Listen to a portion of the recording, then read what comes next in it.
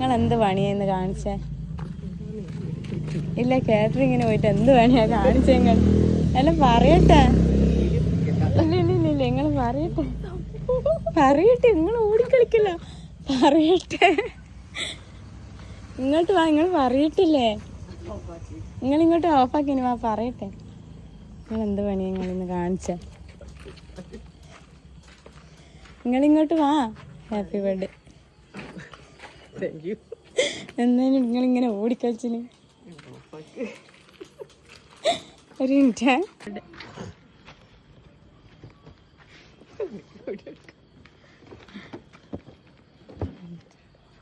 ആരായിരിക്കും തന്നെ?